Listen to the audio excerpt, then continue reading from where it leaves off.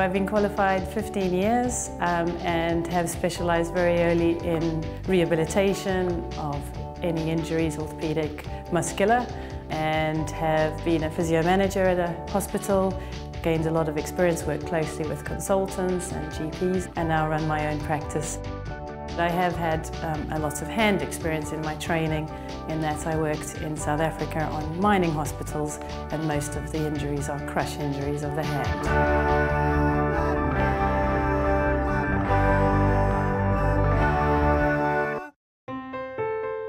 This is more appropriate for early rehabilitations following an injury. It could also be applied to children or in those in the sporting population who aren't as strong or arthritic hands. It comes with a pink ball, so easier to squash, and then it comes with a pink and a yellow band, and both of these are a lot easier to pull apart. This pack, which includes the blue ball and the blue and green bands, is more appropriate for the sporting population or final rehabilitation of patients because it requires stronger resistance to either squash the ball or open the band. Thumb extension is movement of the thumb away from the palm. So how we apply that, we put the band around the fingers, put the thumb through one of the holes, and then open the thumb away from the palm. This is particularly useful with tenosynovitis of the thumb, arthritis of the thumb, and just generally in most hand injuries. Wrist extension is the ability of the wrist to bend backwards, and how we apply that to the band is we slide one hand through the band, the other hand underneath, and then we will bend the wrist backwards against the band. This is particularly useful for injuries like tennis elbow. Finger extension is the ability of the fingers to bend backwards at that joint. So there are two different ways we can do this. We put each individual finger through the band and then extend the fingers. And that is working the thumb as well.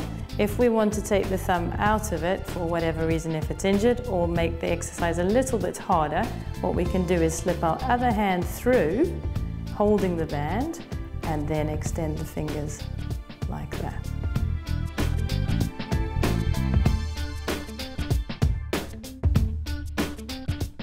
So the next important grip is called the key grip, which is that movement there, which is very functional in most applications that you do every day.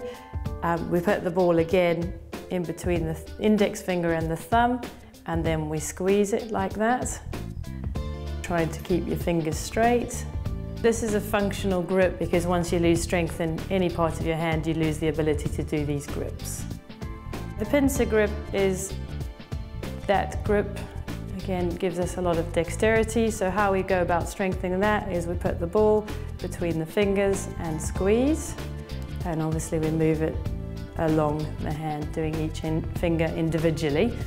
The power grip is the grip we all do hundreds of times a day and know, and how we apply that is we put the ball into our hand and then squeeze it as hard as we can.